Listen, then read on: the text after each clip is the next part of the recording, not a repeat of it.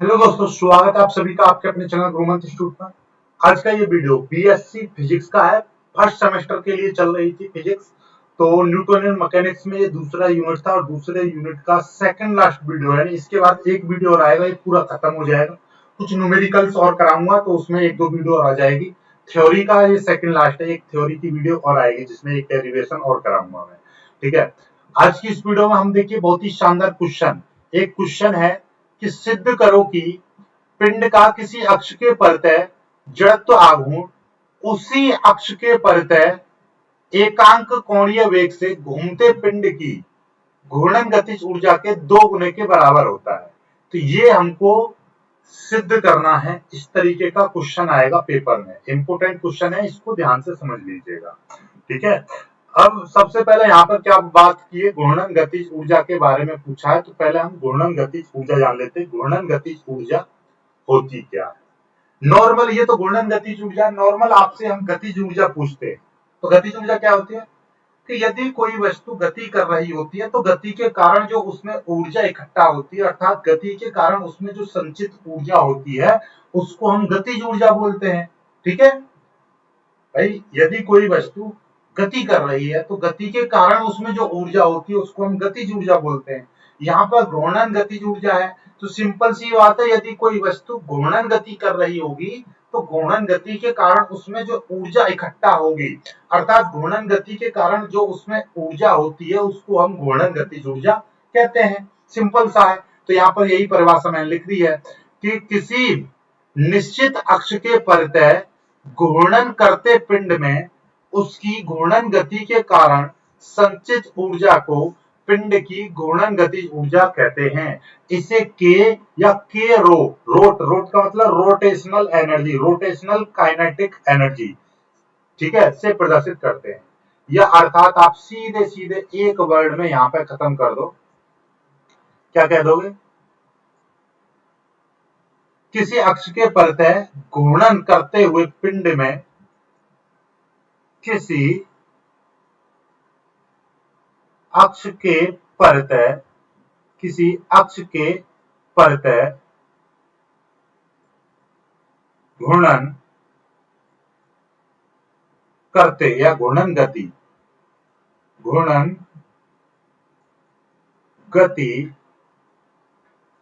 करते हुए पिंड में जो ऊर्जा होती है उसे घूर्णन गतिज ऊर्जा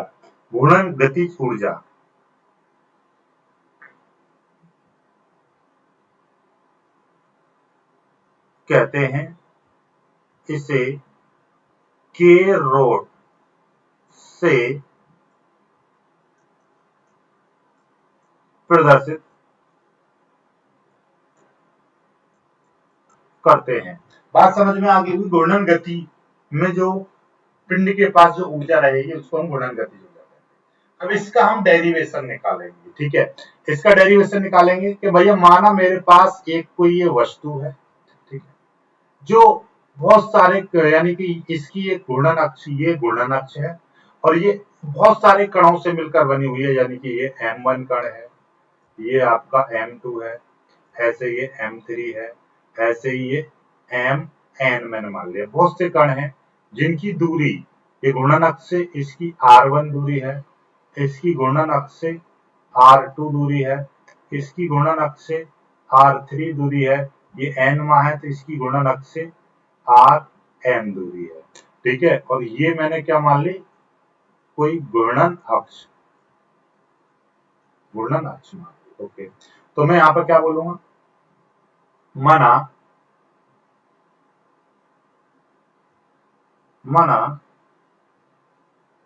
कैपिटल M द्रव्यमान का एक पिंड है जो N कणों से मिलकर बना है। n कणों से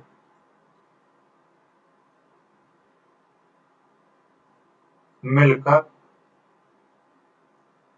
बना है, जिनके द्रव्यमान क्रमशः m1, m2, m3 mn है तथा इनकी घूर्णन अक्ष से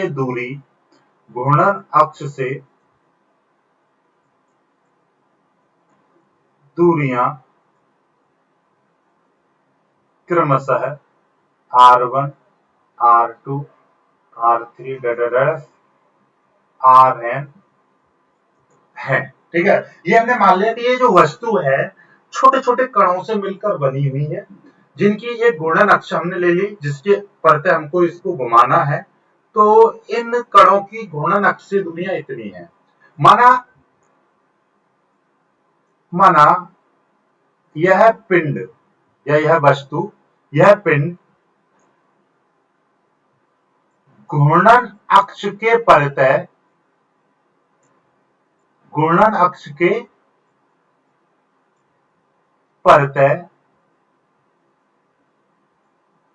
कोणीय वेग ओमेगा से घूर्णन करता है। तब भाई सिंपल सी बात है, देखिएगा कि ये जो वस्तु है कोणीय वेग, जब घूमेगी तो इसका कोई कोणीय वेग होगा, तो ये ओमेगा कोणीय वेग से घूम रही है। तब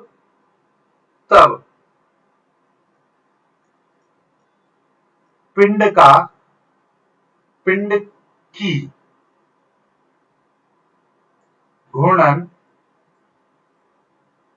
गतिज ऊर्जा, तो हम उसको के रोट बोलेंगे, या के बोल दो, नॉर्मली रोट बाद में लगा देना, कोई दिक्कत नहीं। के रोट या के से पता चलता है के बराबर कितना हो जाएगा, पहले कण की घूर्णन गतिज ऊर्जा, यानी कि सीधे सीधे लिख दोगे K1 plus K2 plus K3 plus Kn, ऐसा क्यों लिख दिया? तो यह आप ऐसे लिखिएगा, इसमें पहले एक लाइन यहाँ पे इस तरीके से डाल दीजिएगा, इसको मैं यहां से एक लाइन यहाँ पे डाल दोगे आप, तब ये ज्यादा बेटर रहेगा। यहाँ पे एक लाइन डाल दीजिए। एक लाइन क्या डाल दोगे,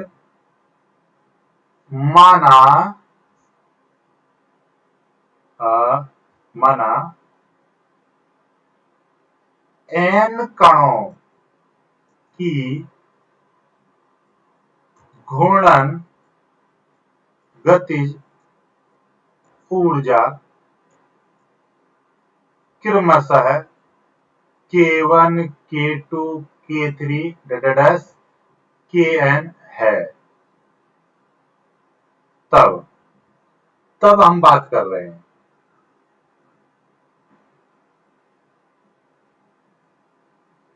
ठीक है। ये देखिए हमने क्या मान लिया कि ये जो कण हैं, देखिए छोटे छोटे कण हैं, तो उनकी जैसे पहला कण है, ये मेरे पास पहला कण है, तो पहले कण की जो गतिज ऊर्जा है वो K1 मान ले, इसकी K2 मान ले, इसकी K3 मान ले, इसकी K4 मान ले, इसकी सॉरी Kn है तो ये Kn मान ले, ठीक है। तो अलग अलग कणों की अलग अलग गतिज ऊर्जा होगी, ठीक है। अब हम टोटल गतिज ऊर्जा निकालना चाह रहे हैं पिंड की, तो पिंड की गतिज ऊर्जा कितनी हो जाएगी भाई, पिंड की यहाँ पे लिख देंगे, पिंड की गतिज ऊर्जा K बराबर K1 plus K2 plus K3, इस तरीके से Kn तक जोड़ देंगे। तो K बराबर पहले कण की गतिज ऊर्जा कितनी हो जाएगी, 1/2। नॉर्मली देखिएगा, नॉर्मली मैं बताऊं K बराबर होता है, नॉर्मल गतिज ऊर्जा का फॉर्मूला 1/2 mv² होता है, लेकिन यहाँ पर 1/2 m v बराबर क्या होता है, आप जानते हैं कि v रेखीय वेग बराबर होता है r ओमेगा, होता ही नहीं होता। तो यहाँ पे कितना हो जाएगा, देखिएगा ये यहाँ पर हो जाएगा आपका, ध्यान से देखेंगे आप, तो आप ऐसा करिएगा, पहले आप ऐसा ही लिख दीजिएगा m1 v1² प्लस 1/, दूसरे की ऊर्जा कितनी हो जाएगी, दूसरे कण की ऊर्जा कितनी हो जाएगी, 1/2 m2 V2 square plus 1/2 M3 V3 square plus ऐसे ही लास्ट वाले कण की गतिज ऊर्जा 1/2 Mn Vn का स्क्वायर इतना हो जाएगा। ठीक है, ये चीज आपको पता चल गई। अब हमने यहाँ पर देखिएगा इस बात का भी यहाँ पर जिक्र नहीं किया है। देखिए मैं आपको बता दूं, यहाँ पर एक लाइन और यहाँ पर आप बीच में ऐड करिएगा, बड़ी लाइन में ऐड करा रहा हूं। ठीक है, यहाँ पर हम एक लाइन क्या ऐड करा रहे हैं देखिएगा, आप ऐसा करिएगा, इस पूरे को मैं यहाँ से बस इतना और इसको मैं नीचे ले आया। ठीक है, इतना काफी है। यहाँ पर एक लाइन क्या मेरे को ऐड करनी है, जरा मैं वो चीज आपको बताता हूँ। ठीक है, मेरे को यहाँ पर ऐड करनी है कि आपको पता होगा मैंने घूर्णन गति में एक चीज बताई थी, जब कोई पिंड घूर्णन गति करता है तो उसका कोणीय वेग तो समान रहता है, लेकिन उसके कणों का रेखीय वेग अलग अलग होता है। तो यहां लिख देंगे घूर्णन गति करते हुए पिंड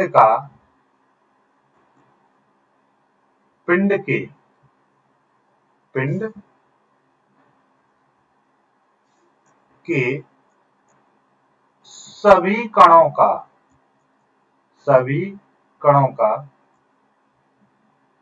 कोणीय वेग तो समान रहता है,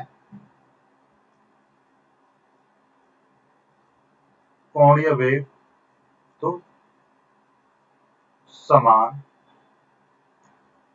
रहता है, परंतु रेखीय वेग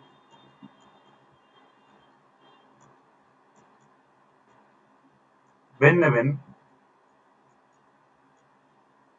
देखिए ध्यान से समझिएगा, जब कोई पिंड किसी घूर्णन अक्ष के परितः घूम रहा होता है, तो जब कोई पिंड किसी घूर्णन अक्ष के परितः घूमता है तो उसके कणों का, यानी कि उसमें 10 कण हैं, तो 10 कणों का रेखीय वेग तो अलग अलग रहेगा, लेकिन उसके कोणीय वेग की हम बात करेंगे, सभी कणों का जो कोणीय वेग होगा वो एक समान रहेगा। तो इसका मतलब क्या है कि यहाँ पर घूर्णन गति कर रहा है तो इसका कोणीय वेग तो यही, कोणीय वेग तो ये मेरे पास ओमेगा है तो ओमेगा ही रहेगा, लेकिन रेखीय वेग अलग अलग रहेगा। तो अब मैं मानूंगा, माना कणों का रेखीय वेग क्रमशः V1 V2 V3 dash Vn है, तथा n कणों की, तथा यहां से जोड़ देना, तथा n कणों की घूर्णन गतिज ऊर्जा K1 K2 K3 Kn है। तब पिंड की घूर्णन गतिज ऊर्जा K बराबर K1 plus K2 plus K3 इस तरीके से हो जाएगी। तो ये आ जाएगा आपका भाई रेखीय वेग, पहले कण का रेखीय वेग V1 हो जाएगा, ये हो जाएगा। अब लिखेंगे यहां पर, चूंकि V बराबर होता है R ओमेगा, इसलिए K बराबर कितना हो जाएगा 1/2 M1, V1 की जगह पर क्या आ जाएगा R1 ओमेगा का स्क्वायर। ऐसा क्यों आया, यहां से सबसे बड़ी चीज यहां पर यही चीज समझाने की है।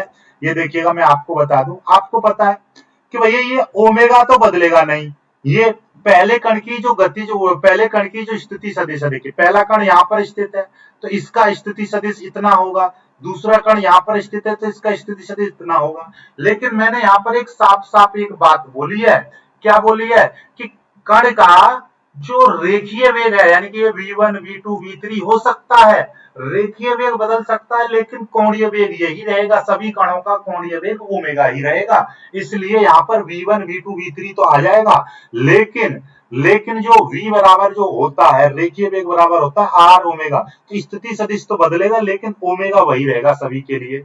तो K बराबर 1/2 M1 और इस V1 की जगह पर क्या आ जाएगा R1 ओमेगा का स्क्वायर, फिर प्लस 1/2 M2, V2 का मान कितना हो जाएगा R2 ओमेगा का स्क्वायर। ऐसे ही आगे करेंगे 1/2 M3 तो ये हो जाएगा R3 ओमेगा का स्क्वायर, फिर प्लस ऐसे ही आगे तक लेते चले जाएंगे, प्लस 1/2 और ये हो जाएगा आपका mn, और यहाँ से थोड़ा सा इसको मैं और पहले कर दे रहा हूं इसको,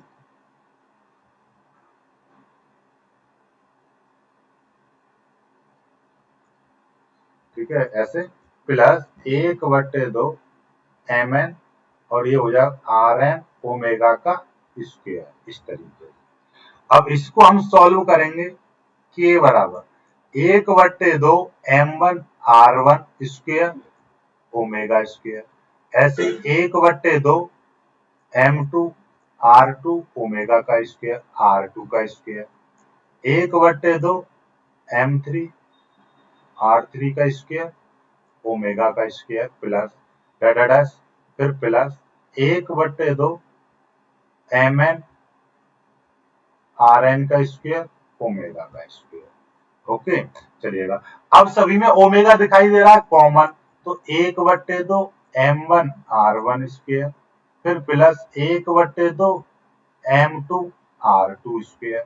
ऐसे करो, इसमें से ये चीज भी कॉमन ले लो, ये चीज भी कॉमन ले लो, 1/2 इधर कॉमन ले लो, तो ये बचेगा m1 R1 स्क्वायर, ये हो जाएगा m2 R2 square plus m3 R3 square, फिर प्लस डाटा डैश, फिर आगे प्लस mn Rn का स्क्वायर, फिर ब्रैकेट और यहाँ पे ओमेगा का स्क्वायर ले लिया। अब आप मेरे को बताइए, m1 R1 स्क्वायर आप जानते हो मूवमेंट ऑफ जड़त्व आघूर्ण, जड़त्व आघूर्ण, जड़त्व आघूर्ण I बराबर होता है mr स्क्वायर, होता है नहीं होता? तो ये m1 R1 स्क्वायर, ये पहले कण का जड़त्व आघूर्ण, ये दूसरे कण का, तीसरे कण का, इस तरीके से निकालेंगे तो ये संपूर्ण कण का जड़त्व आघूर्ण निकल जाएगा। तो इसका मतलब ये 1/2 और ये हो जाएगा आपका इनटू, इसको हम बोलेंगे सिग्मा mi ri का स्क्वायर, इस तरीके से हम लिख देंगे, और ये हो जाएगा ओमेगा का स्क्वायर, और ये जो है सिग्मा mi ri का स्क्वायर का, या आप डायरेक्टली आप इसको क्या बोल सकते हो, ये पिंड का जड़त्व आघूर्ण हो जाएगा। या लाइन लिखो या मत लिखो, पर इसको जरूर लिखना, 1/2 आई ओमेगा स्क्वायर, ये आ जाएगा। और यहाँ पे लिख दोगे जहां जहां जहां लिख देंगे जहां आई बराबर है m1 R1 का स्क्वायर, m2 R2 का square plus data dash mn Rn का स्क्वायर, या आप लिख सकते हो सिग्मा mi ri का स्क्वायर, इस तरीके से। और i बराबर क्या है, i बराबर 1 to n, इस तरीके से भी आप लिख सकते हो इसको। ये लिमिट रख दी, आप इसको ना लिखो, ये वाला काम करिएगा, इस वाली लाइन से काम करिएगा, ये आ गया। तो k बराबर ये आ गई घूर्णन गतिज ऊर्जा, घूर्णन गतिज ऊर्जा k बराबर 1/2 आई ओमेगा स्क्वायर, आई के नहीं आई, इतनी आ गई। अब हमको क्या सिद्ध करना था, याद देखिए क्वेश्चन में, क्वेश्चन इस तरीके का आएगा, तो यहाँ पर आपने क्वेश्चन ने सीधे सीधे बोला क्या, एकांक कोणीय वेग से घूर्णन करते पिंड की गतिज ऊर्जा, ठीक है, गतिज ऊर्जा 2 गुने के बराबर होती है, किसके, जड़त्व आघूर्ण के 2 गुण, जड़त्व आघूर्ण घूर्णन गतिज ऊर्जा के 2 गुने के बराबर होता है। तो यहाँ पे हम पहले निकालेंगे आई का मान निकालेंगे, तो यहाँ पर कितना 2k बराबर आई ओमेगा स्क्वायर आ जाएगा, या आई बराबर हम निकालेंगे तो 2k अपॉन ओमेगा स्क्वायर आ जाएगा, ये आ गया। अब यहां से और आगे हम करेंगे, ओमेगा बराबर हम क्या ले लें, एकांक, एकांक ले रहे हैं, अर्थात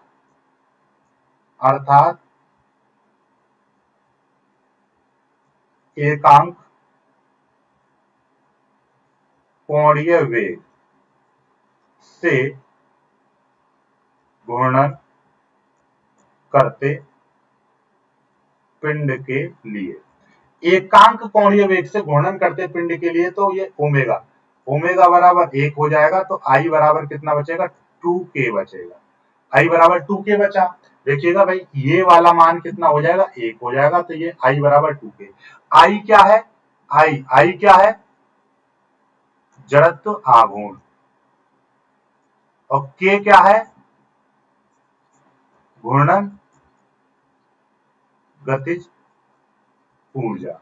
अर्थात इसका मतलब ये हो गया, इसका मतलब इसको कॉपी कर दे रहा हूं मैं, कॉपी। इसका मतलब ये हो गया कि एकांक कोणीय वेग से घूर्णन करते पिंड के लिए या घूर्णन करते किसी पिंड का जड़त्व आघूर्ण उसकी घूर्णन गतिज ऊर्जा के 2 गुने के बराबर होता है। तो यहाँ पे पूरी बात लिख देंगे, चलो मैं लिख दे रहा हूं। अतः सिद्ध होता है कि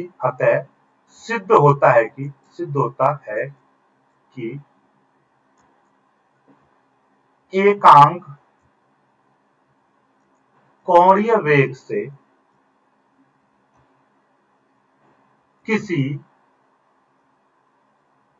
अक्ष के परितः घूर्णन करते पिंड का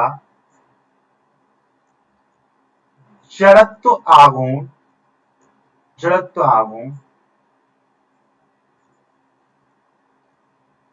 उस पिंड की घूर्णन गतिज ऊर्जा के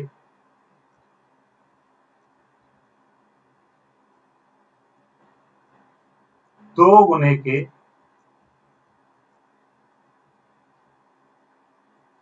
बराबर होता है। यही चीज थी ना, देखिएगा, ये जड़त्व आघूर्ण हो गया, ये घूर्णन गतिज ऊर्जा हो गई और 2 की मल्टीप्लाई हो गई। तो ये जो जड़त्व आघूर्ण है ये घूर्णन गतिज ऊर्जा के 2 गुने की कैसा आ रहा है, बराबर आ रहा है। ठीक है, समझ में आया कि नहीं आया? वीडियो को लाइक करके शेयर कीजिएगा, चैनल को सब्सक्राइब कर लीजिएगा। अभी तक आपने ग्रुप को ज्वाइन नहीं किया है तो ग्रुप को ज्वाइन कर लीजिएगा, उसका लिंक आपको नीचे डिस्क्रिप्शन में मिल जाएगा।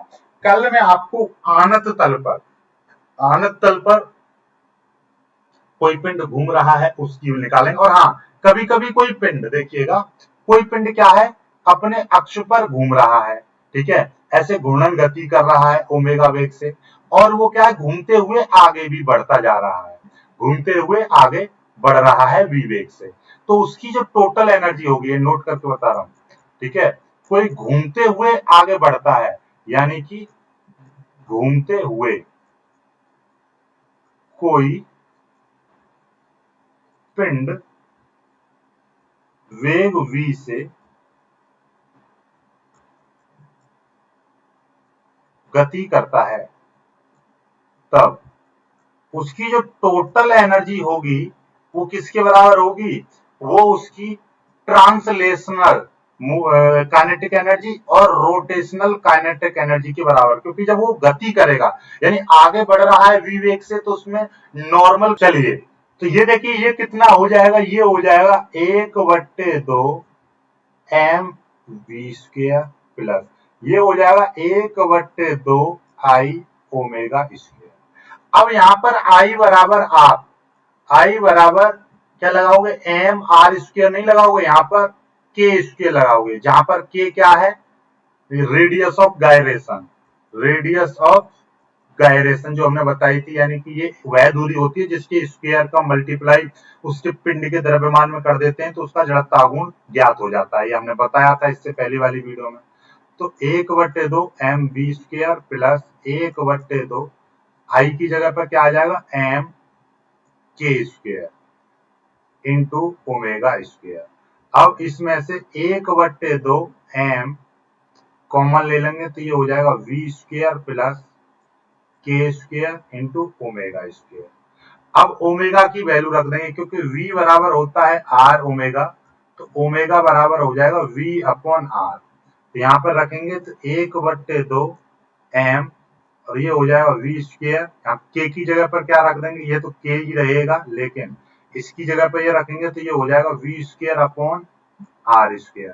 v² हम यहाँ से कॉमन ले लेंगे तो 1/2 m v² हम कॉमन ले लेंगे, यहाँ पे हो जाएगा 1 प्लस और ये बचेगा आपका k²/r², इतना आ जाएगा। तो ये टोटल टोटल एनर्जी निकली है, जिसमें आपका rotational kinetic energy and translational kinetic energy का योगफल है ये। ठीक है, बात आई समझ में या नहीं आई? तो ये निकल आया है आपका। देन इसके बाद में आपको कोई ज्यादा खास चीज नहीं करनी है, बस इतना ही। ठीक है, चलिएगा आज की वीडियो को सिर्फ यहीं पे खत्म करते हैं। वीडियो को लाइक करके शेयर कीजिएगा, चैनल को सब्सक्राइब कर लीजिएगा। ओके,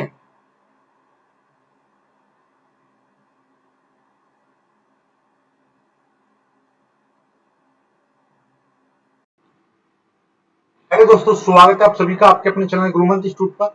आज का ये video BSc first semester physics का है। फिजिक्स में हमने इससे पहले ये रोटेशनल काइनेटिक एनर्जी आपको कराई थी, घूर्णन गतिज ऊर्जा, एक क्वेश्चन भी आपको कराया था।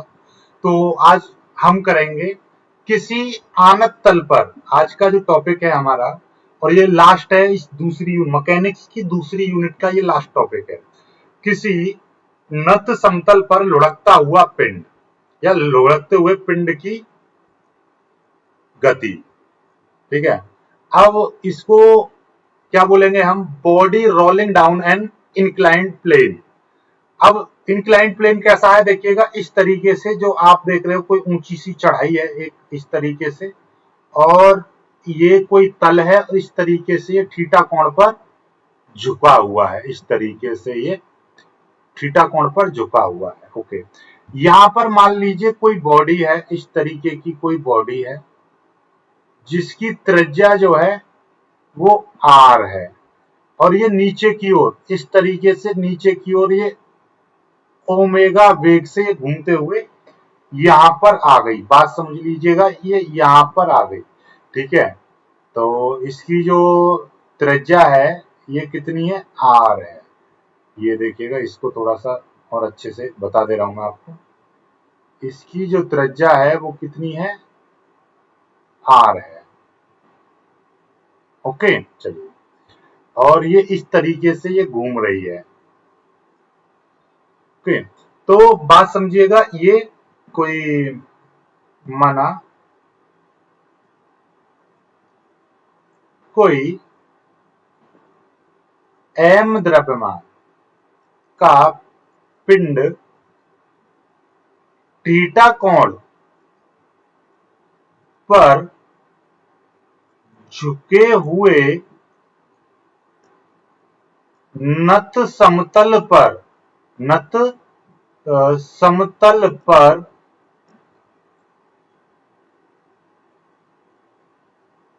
कोणीय वेग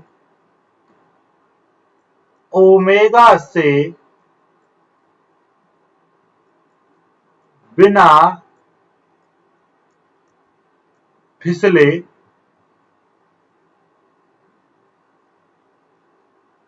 लुढ़कता है। देखो यहाँ पे एक कंडीशन जरूर लगानी है, बिना फिसले लुढ़कता है। एक चीज होती है जब वो ऐसे खिसकेगा, यानी कि फिसलता हुआ आएगा। अब झूला झूले होंगे, खिसकते हुए आते हैं तो फिर उसमें रोटेशनल मोशन नहीं होगा। जब वो घूमते हुए आएगा, कोई पहिया है, ऐसे कल्पना करो ऊपर से घुमा के फेंक दिया है, सिक्का है, ऊपर से ऐसे कर देंगे, एकदम घूमते हुए चलता चला आएगा। तो उसमें क्या होगा, जब ये इस तरीके से आएगा तो इसका मतलब ये है कि ये घूमता हुआ आएगा। कोई पहिया सा ऐसे घूमता हुआ आएगा, तो इसमें क्या होगी? घूर्णन गति भी होगी। लेकिन ये जो है, इसका जो द्रव्यमान केंद्र है वो इस तरीके से, माना कि इसके द्रव्यमान केंद्र का वेग v है, तो ये इसमें क्या होगी? ये गतिज ऊर्जा भी होगी। माना लुढ़कता है, तब पिंड में गतिज ऊर्जा, ठीक है, इसको बोलेंगे हम एक रेखीय या स्थानांतरीय गतिज ऊर्जा प्लस घूर्णन गतिज ऊर्जा। दोनों प्रकार की गतिज ऊर्जाएं उसमें स्टोर होंगी या उसमें उपस्थित होंगी। तब पिंड में दो गतिज ऊर्जाएं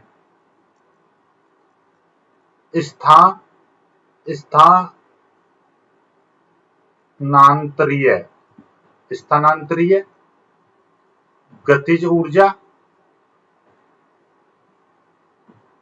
व घूर्णन गतिज ऊर्जा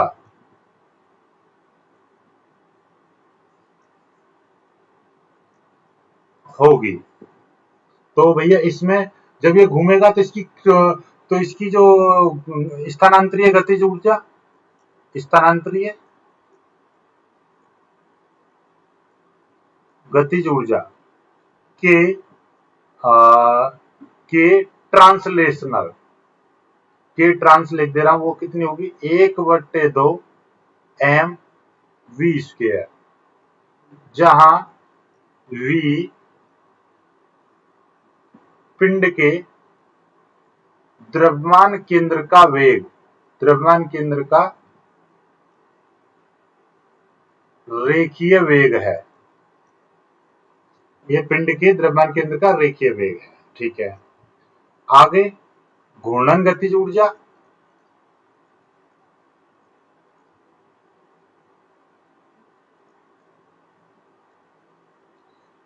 के रोट यानी रोटेशनल काइनेटिक एनर्जी 1/2 आई ओमेगा स्क्वायर ये होगी।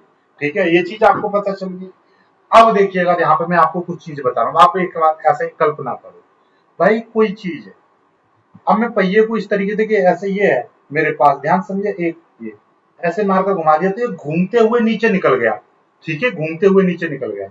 ऐसे ही जब ये पहिया घूमता हुआ, बात को समझिएगा, ये घूमता घूमता घूमता घूमता नीचे आएगा, तो जब ये कल्पना करो कि ये पहिया यहाँ पर है, फिर यहाँ पर आएगा, फिर यहाँ पर आएगा, लेकिन इसका जो ये द्रव्यमान केंद्र यहाँ पर है, अब यहाँ पर होगा, अब यहाँ पर होगा। यदि इसको मैं इस तरीके से डालूंगा तो ये एक सीधी रेखा में गति करता हुआ आएगा। तो ये जो इसका जो केंद्र है वो ऐसे यहाँ पे यहाँ पे यहाँ पे एकदम नीचे ऐसे, तो केंद्र ये घूमेगा नहीं, वो एकदम रेखीय गति करता हुआ आएगा। तो उसका जो वेग है वो हमने क्या मान लिया, v मान लिया। ठीक है, चलिएगा। अब इसमें दो प्रकार की एनर्जी होंगी। अब मैंने मान लिया कि इस दौरान जब ये ऊपर से नीचे की ओर आया, ये वाला ऊपर से नीचे की ओर आया, इस दौरान इसने s दूरी तय की, इसने s दूरी यहां पर तय की। तो अब मान लीजिए यहां से यहां पर ये पहुंचा है पिंड, तो यहां से इसकी ऊर्ध्वाधर ऊंचाई कितनी होगी, तो यहां पर ये भी थीटा होगा। अब आपको पता है ये वाली दूरी, यानी यहां से यहां तक की दूरी ये s है, तो इसके सामने थीटा के सामने वाली भुजा क्या होती है, लंब होती है। और आपने एक चीज जाना होगा कि भैया लंब बराबर क्या होता है, आपने देखा होगा कि लंब बट्टे कर्ण क्या होता है, साइन थीटा। साइन थीटा बराबर लंब बट्टे कर्ण होता है, क्योंकि LAL बट्टे KA, तो लंब बट्टे कर्ण साइन थीटा।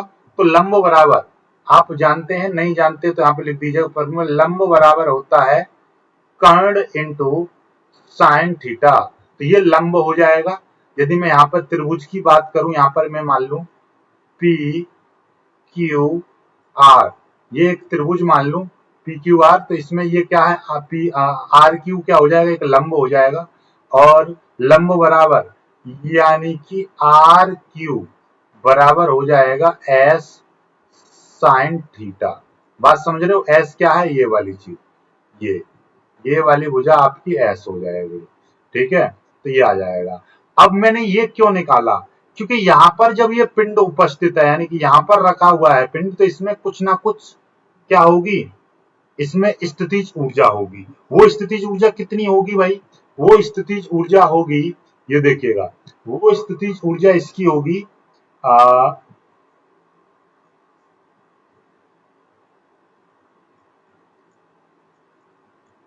स्थितिज ऊर्जा कितनी होगी, नॉर्मली स्थितिज ऊर्जा का फॉर्मूला होता है mgh। तो ये कितनी हो जाएगी, कैपिटल M G, और H की जगह पर क्या आएगा, H की जगह पर ये दूरी काम करेगी, कितनी, ऊर्ध्वाधर ऊंचाई, यानी कि S साइन थीटा। ये S साइन थीटा, ये वाली दूरी आपकी काम करेगी, ये वाला S। ठीक है, ये यहाँ पर मैं मिटा दे रहा हूँ, इसको लिख रहा हूँ S साइन थीटा, ये वाली दूरी यहाँ पर काम करेगी। बात समझ में आई। अब ध्यान से समझिए, स्थितिज ऊर्जा तो घटती रहेगी, यानी स्थितिज ऊर्जा में कमी होगी, और इन गतिज ऊर्जाओं में क्या होगी, वृद्धि होगी। क्योंकि ऊपर से जब आएगा, S दूरी तय कर लेगा, तो ये लगातार इसका वेग बढ़ेगा नीचे की ओर, और ऊंचाई घटती जाएगी। बात समझिएगा, यदि मैं कह रहा हूं, देखिएगा, यहाँ पर कोई चीज रखी हुई है, इसकी कुछ हाइट है, अब यहाँ पर रखी हुई है, इसकी हाइट कम हुई, यहाँ पर आई, इसकी हाइट और कम हुई, यहाँ पर आके और कम हुई, और यहाँ पर बिल्कुल इस तरीके से मैं बना दूं, तो यहाँ पर ये हाइट कैसी होगी, ये ज्यादा होगी, ये H1 ज्यादा होगी, H2 उससे कम होगी, H3 और कम होगी और H4 और कम होगी, और यहाँ पे तो बिल्कुल नीचे आ गया। तो इस तरीके से आनत तल है, तो इसका मतलब ये ऊंचाई। और जो आपकी स्थितिज ऊर्जा होती है mgh, तो h का मान जितना ज्यादा होगा तो ये स्थितिज ऊर्जा का मान भी ज्यादा होगा। तो इस h जैसे जैसे घटती जाएगी वैसे वैसे क्या होता जाएगा, स्थितिज ऊर्जा कम होती चली जाएगी। लेकिन जैसे पिंड यहाँ से ऊपर से चलना प्रारंभ करेगा, नीचे नीचे आएगा, तो उसका वेग बढ़ता जाएगा। तो इसका मतलब क्या है, ऊपर से नीचे आने में वेग बढ़ेगा तो उसकी काइनेटिक एनर्जी बढ़ेगी। तो मतलब ये है कि जितनी काइनेटिक एनर्जी उसकी बढ़ेगी उतनी ही क्या हो जाएगी, स्थितिज ऊर्जा कम हो जाएगी। तो इसका मतलब ये है कि भैया इसमें जो ये वाला गतिज ऊर्जा में जो कमी होगी वो गतिज ऊर्जा में वृद्धि होगी। गतिज ऊर्जा में वृद्धि स्थितिज ऊर्जा में कमी के बराबर होगी। स्थितिज ऊर्जा में कमी के बराबर होगी। तो भैया ये कितनी है, गतिज ऊर्जा कितनी हो जाएगी, टोटल गतिज ऊर्जा हो जाएगी 1/2 m v square plus 1/2 I omega square equal to, और ये कितनी है m g s sine theta. Okay, कोई दिक्कत नहीं है। अब आपको पता है ओमेगा, क्योंकि v बराबर होता है r ओमेगा, तो ओमेगा बराबर हो जाएगा v अपॉन r। लेकिन r यहाँ पर क्या है, कैपिटल R। उसकी त्रिज्या कितनी मानी है मैंने, त्रिज्या यहाँ पर देखिएगा, त्रिज्या कितनी मांगी है, इस पिंड की त्रिज्या r मानी है। तो भैया ओमेगा ओमेगा बराबर क्या हो जाएगा, ओमेगा बराबर हो जाएगा v अपॉन कैपिटल R, इस फॉर्मूला के अकॉर्डिंग। तो 1/2 m v अपॉन क्या हो जाएगा, v सॉरी ओमेगा बराबर क्या हो जाएगा, ओमेगा ये तो यहाँ पर v स्क्वायर हैगा, इसमें कोई वो नहीं करना है, ये तो v स्क्वायर है प्लस 1/2 I ओमेगा का स्क्वायर, यानी कि ये ओमेगा बराबर v अपॉन r है। ओमेगा का स्क्वायर करूंगा तो ये भी हो जाएगा v square upon r square, इसलिए इस ओमेगा की जगह पर हो जाएगा v square upon r square equal to, ये है mg(s) और ये हो जाएगा साइन थीटा। अब इसमें से 1/2 m और 1/2 v स्क्वायर, 1/2 और 1/2 v स्क्वायर, यहाँ से मैं कॉमन ले लूंगा।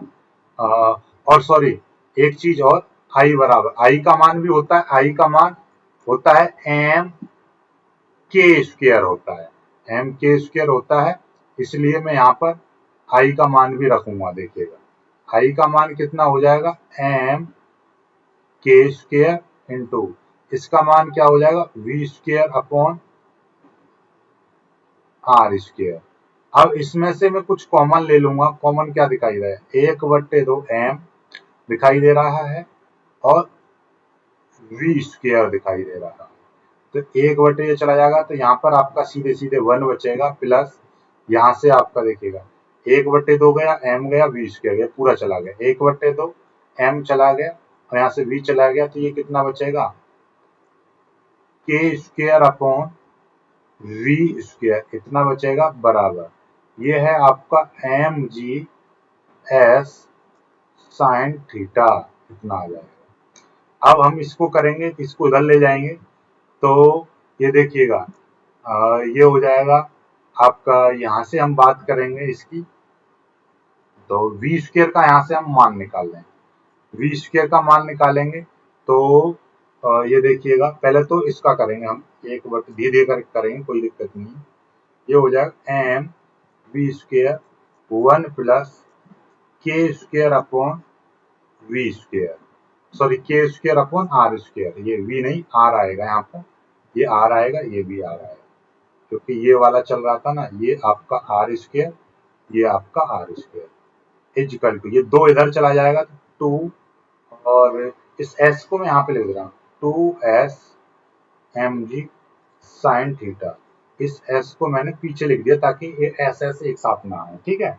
ये यहाँ से v का मान निकालेंगे, v तो ये m और ये चीज नीचे पहुंच जाएगी इधर 2s mg sine theta upon m और ये आ जाएगा 1 plus k square upon are square. ये आ जाएगा, ये आपका v स्क्वायर का मान निकल आया। अब हम लिखेंगे गति के समीकरण से, गति के समीकरण से v स्क्वायर बराबर u स्क्वायर प्लस 2as।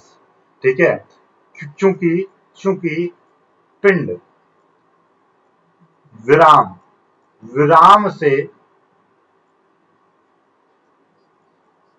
लुढ़कना प्रारंभ करता है, अतः u प्रारंभिक वेग कितना हो जाएगा, उसका 0 हो जाएगा। प्रारंभिक वेग उसका 0 हो जाएगा। तो भैया v स्क्वायर की वैल्यू यहाँ पर आपके पास में हैगी, v स्क्वायर की वैल्यू आपके पास में 2s mg sine theta upon m 1 plus k square upon are square is equal to, और ये 2as ये होगा। ठीक है, अब 2 से ये 2 कट जाएगा, s से ये s कट जाएगा, तो a इज इक्वल टू कितना बचा, mg sine theta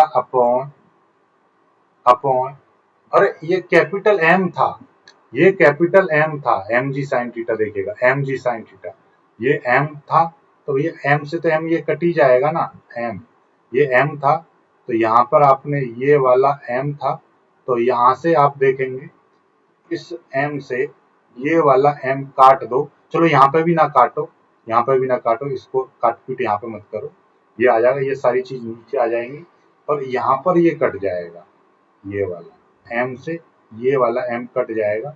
it means ये कि v स्क्वायर बराबर 2s g sign theta upon 1 plus k square upon are square, इतना आएगा, इतना ये आ जाएगा। ठीक है, ये v स्क्वायर की वैल्यू, तो v स्क्वायर में आपका ना तो यहाँ पर m आएगा ना ये, तो ये आ जाएगा 2s, ये आएगा 2 से ये 2 कट गया और s से इस s से ये वाला s कट गया। तो अब a की जो वैल्यू है, a की वैल्यू यहाँ से निकालेंगे, a बराबर कितना आ गया, g sign theta upon 1 plus k square upon are square. ठीक है, इसका मतलब ये हो गया कि भैया ये जो आनत तल है, ये जो आनत तल है, इस पर कोई पिंड लुढ़कता हुआ नीचे की ओर आ रहा है, तो उसका त्वरण ज्यादा होगा। ठीक है, वो जल्दी नीचे आ जाएगा। ठीक है, जिसका त्वरण ज्यादा होगा वो जल्दी नीचे आएगा। और त्वरण किसका ज्यादा होगा, ठीक है, उसके लिए ये देखिएगा, ये आर स्क्वायर की हम यहाँ पर क्या करेंगे, इसकी मल्टीप्लाई कर देंगे। यदि मैं इसको यहाँ पर थोड़ा सा और सॉल्व करूं, देखिए यहाँ पर यदि मैं इसका इस तरीके से मैं सॉल्व कर रहा हूं कि a इज इक्वल टू जी और यहाँ पर है साइन थीटा अपॉन, नीचे देखिएगा, इसको हम यदि यहाँ पर क्या कर रहे हैं, इसको सॉल्व कर रहे हैं इसकी। अब k और r की तुलना में जो देखिए, ऐसा करो, यहीं पे समझ लो, यहीं पे मैं आपको समझा कि सीधी सीधी बात है, ऊपर कोई भी चीज है, यहाँ पे है 10 में यदि मैं 1 का भाग करूंगा तो ये 10 ही रहेगा ऊपर की वैल्यू। यदि इस 10 में मैं 2 का भाग करूंगा तो ये 5 हो जाएगा, या 10 में यदि मैं 4 का भाग करूंगा तो 2.5 के समथिंग समथिंग आएगा, और यदि मैं इस 10 में 5 का भाग करूंगा तो 2 ही आएगा। तो इट मीन्स ये कि जैसे जैसे 1 से ज्यादा मान होगा तो ये वैल्यू 1 का मान, ये नीचे का मान 1 रहेगा, तो ये वैल्यू सेम सेम आएगी ऊपर वाली। लेकिन जैसे जैसे नीचे का मान 1 से बढ़कर 2 हुआ, ऊपर वाला मान घट गया। ठीक इसके विपरीत यदि 10 की जगह पर मैं आधा लूंगा, आधा पॉइंट हटाऊंगा, ऊपर 0, ऊपर हो जाएंगे 100, नीचे हो जाएगा 5, 5 का भाग करूंगा तो ये हो जाएगा 20। तो 10 से 10 था, 10 में यदि मैंने आधे का भाग किया, 10 में आधे का मतलब 1/2, 2 की मल्टीप्लाई हो जाएगी तो ये 20 हो जाएगा। 10 में यदि 1/4 का भाग करूंगा तो ये 40 हो जाएगा। तो इसका मतलब ये है कि ये वाली जो टोटल वैल्यू है, ठीक है, यदि मुझे ए का मान ज्यादा करना है, ए का मान ज्यादा करना है तो ये वाली वैल्यू कम से कम रहनी चाहिए, कम से कम रहनी चाहिए, क्योंकि जितनी कम रहेगी उतना ये वाली वैल्यू बढ़ेगी। जब ये बढ़ेगी तो इसका मतलब ये ए का मान बढ़ेगा। और ये वाली कम करने के लिए मुझको क्या करना पड़ेगा कि ये वाला 1 है, ठीक है, तो इसका मतलब क्या है कि ये वाली वैल्यू कैसी होनी चाहिए, ये नेगेटिव तो आएगी नहीं, तो ये वाली वैल्यू लगभग 0 के बराबर होनी चाहिए। लगभग 0 के बराबर कब होगी कि के का मान आर की तुलना में बहुत बहुत या बहुत बहुत बहुत बहुत कम रहना चाहिए। यानी रेडियस ऑफ गायरेशन का मान इस पिंड की त्रिज्या के अकॉर्डिंग बहुत कम होना चाहिए, यानी कि आर का मान बहुत ज्यादा होना चाहिए। आर का मान यदि जितना ज्यादा होगा उसका जो त्वरण है वो उतना ही ज्यादा होगा। जब त्वरण ज्यादा होगा तो इसका मतलब क्या हुआ कि वो जो पिंड है वो जल्दी से नीचे आएगा, ठीक है, आनत तरफ से लुढ़कता हुआ नीचे आएगा। एक चीज और, एक समान त्रिज्या के दो पिंड हैं लेकिन द्रव्यमान एक का ज्यादा है एक का कम है।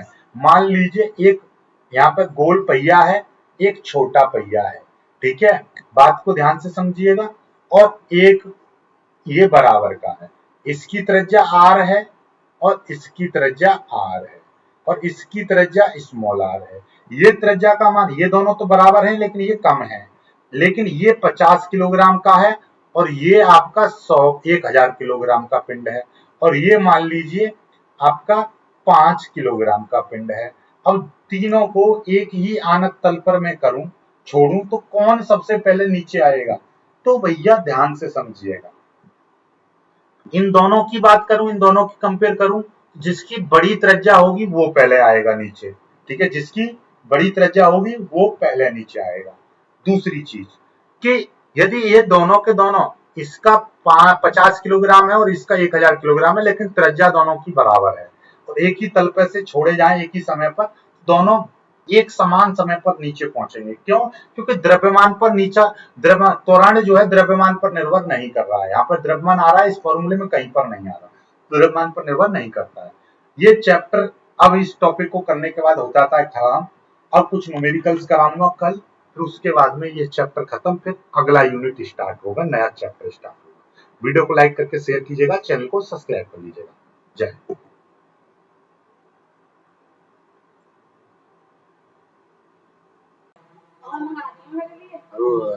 ऊपर रखिए। हेलो दोस्तों, स्वागत है आप सभी का आपके अपने चैनल गुरुमंत्र इंस्टीट्यूट पर।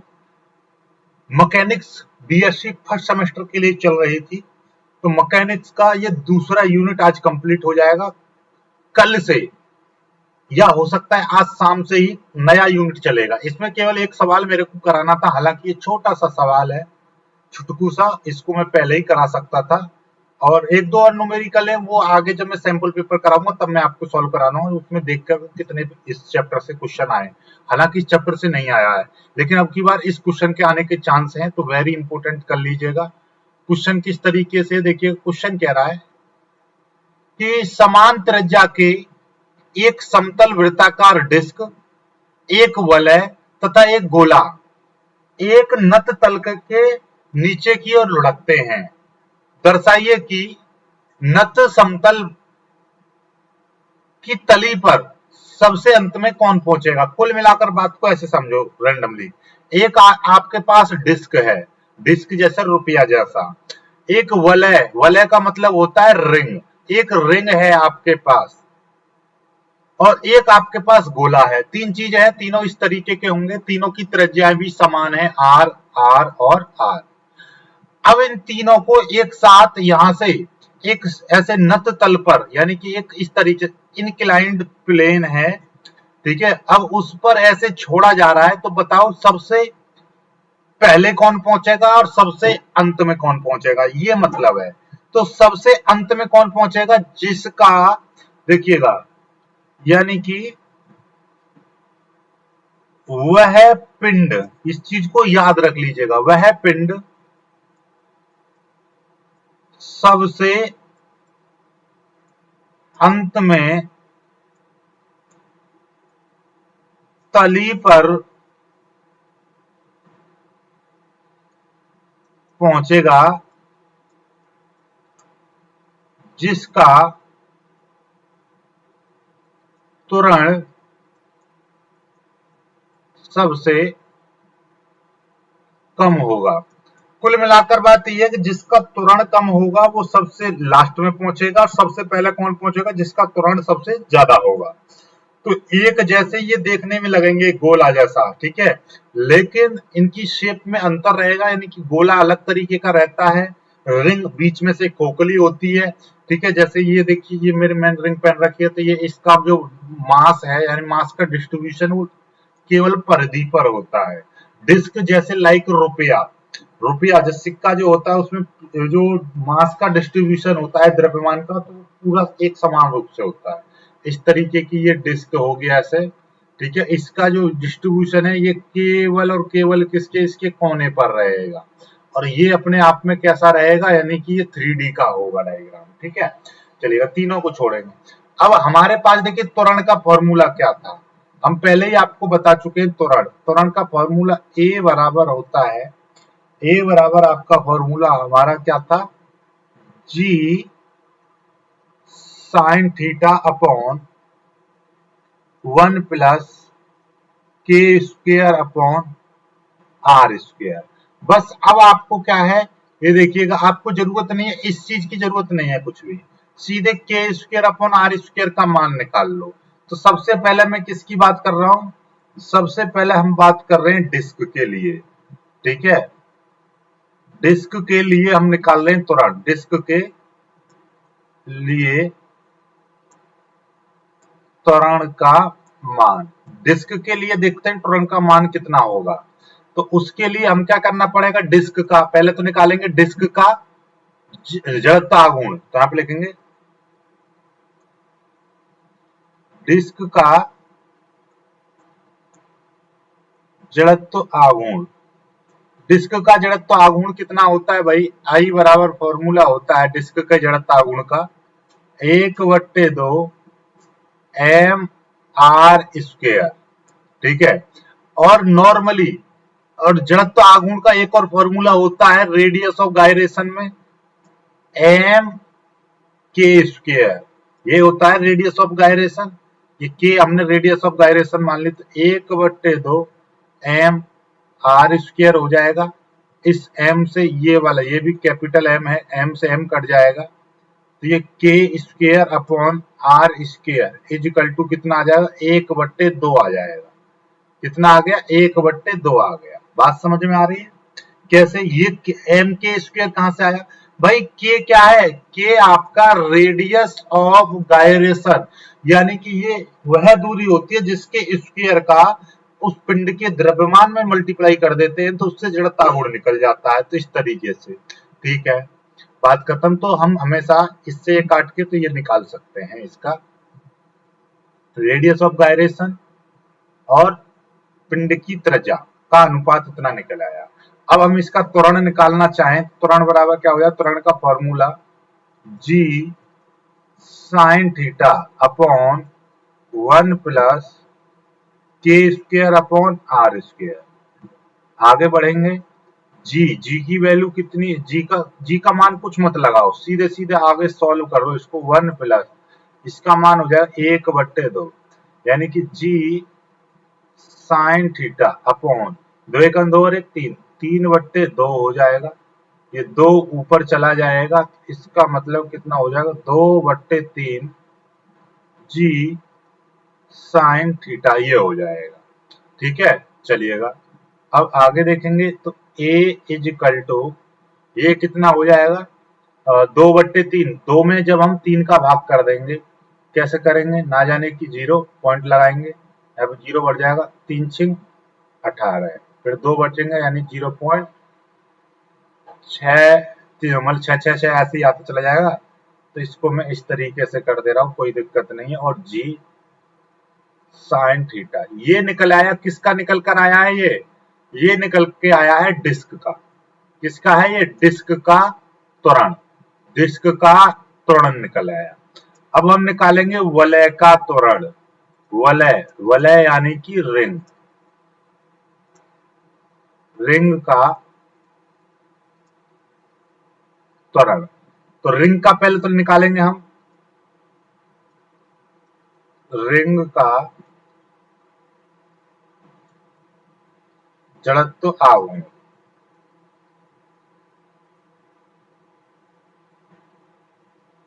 रिंग का जड़त्व आघूर्ण कितना होता है, mr² होता है। ठीक है, अब mr² होता है, इसके लिए वही लगाएंगे, mk² बराबर mr² हो जाएगा, m से m कट जाएगा, तो k² अपॉन r², ये r इसके नीचे आ जाएगा, तो यहाँ पर कितना आ जाएगा, 1 आ जाएगा, ये 1 आ गया। अतः वलय का त्वरण, वलय का त्वरण A बराबर निकालेंगे तो कितना हो जाएगा, G साइन थीटा, नीचे हो जाएगा 1 प्लस k² अपॉन r²। इसको थोड़ा सा आगे प्रूव करेंगे, हम आगे सॉल्व करेंगे। G sign theta upon 1 plus ये हो जाएगा 1, 1 में भाग करेंगे तो 2 हो जाएगा। A बराबर G साइन थीटा बटे 2, या हम इसको 1/2 इंटू जी साइन थीटा लिख सकते हैं। और 1/2 का मतलब कितना, 0.5, और ये हो जाएगा जी साइन थीटा। इस तरीके से हो जाएगा। बात समझ पा रहे होंगे, ये इतना आ गया। आगे हम बात करेंगे, आगे अब हमारा गोला, अब सीधे बात कर रहे हैं गोले की। ठीक है, गोले के लिए लेंगे तो भैया गोले का आई बराबर क्या होता है, 2/5 mr²। आई की जगह पर क्या लेंगे, जड़ता उनकी जगह पर लेंगे हम mk², यानी कि रेडियस ऑफ गायरेशन। ठीक है, m से m कटेगा, यहाँ पर भी हम k² अपॉन r² की वैल्यू निकालेंगे तो 2/5 आ जाएगी। अब हम त्वरण निकालेंगे इसका, त्वरण A बराबर फॉर्मूला क्या, G sign theta upon 1 plus k² upon r², और ये G sign theta upon 1 plus k² upon r² की वैल्यू कितनी आएगी, 2/5, 5 1 5 और 2 7, ये कितना हो जाएगा, G साइन थीटा अपॉन 7/5, 5 ऊपर चला जाएगा तो 5/7 जी साइन थीटा। अब 5 में हम 7 का भाग कर देंगे तो न जाने की 0 पॉइंट लगाएंगे, यहाँ पे 0 बढ़ जाएगी, 7 7 49, फिर 1, तो यानी कि ये आ जाएगा 0.78 जी साइन थीटा। तो ये मैंने मान लिया 0.71 जी साइन थीटा कितना। अब मुझको बताओ सबसे कम त्वरण कौन सा है। ये देखिए, ये वैल्यू आपकी फिक्स है तो 0 पॉइंट, ये ऐसा समझिए 0.7 है। ठीक है, ये 0.5 है, और यहाँ पर ये देखिएगा ये 0.6 है। तो सबसे कम त्वरण किसका आया है, सबसे कम त्वरण आया वलय का। तो यहाँ पे लिख देंगे चूंकि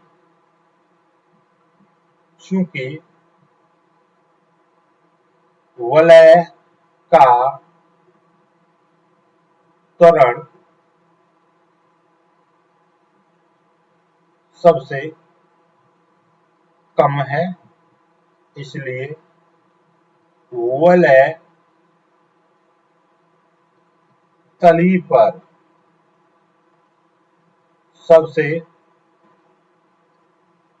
अंत में आएगा। बस इस तरीके के क्वेश्चन आएंगे इस चैप्टर में से, ठीक है। बस, और ये 7.5 नंबर का क्वेश्चन है, इस तरीके से पूरा आपको सॉल्व करके दिखाना होता है, ठीक है। चलिएगा, ये हो गया। अब भाई नया यूनिट स्टार्ट होगा, यानी कि unit number 3। Unit number 3 start होगा मैकेनिक्स में, ठीक है। और आपका मैथमेटिकल जो फिजिक्स चल रही थी उसमें unit number 1 complete, unit number 2 complete, और उसमें यूनिट नंबर 3 चल रहा था। अब इसमें यूनिट नंबर 3 चल रहा है, तो इसको भी कंप्लीट करते रहेंगे साथ में। और इसका यूनिट नंबर 3 और यूनिट नंबर 4, इसमें केवल 2 यूनिट और रह गई हैं, और इसमें 6 यूनिट हैं। तो इसलिए पहले इसको, मतलब इसको भी साथ में लेकर चलेंगे, अब इसको भी साथ में लेकर चलेंगे, ठीक है। और हाँ, जो भी स्टूडेंट, जो भी भाई बहन नए हैं, तो भैया वो आप हमारा व्हाट्सएप ग्रुप जरूर ज्वाइन कर लीजिएगा। पूरी तरह से फ्री है, लिंक आपको नीचे नीचे डिस्क्रिप्शन में लिंक दे रखा है, तो वहां से जाकर चेकआउट कर लीजिएगा लिंक को। तो वहां से आप हमारे ग्रुप को ज्वाइन कर सकते हैं। वीडियो को लाइक करके शेयर कीजिएगा, चैनल को सब्सक्राइब कर लीजिएगा। जय हिंद।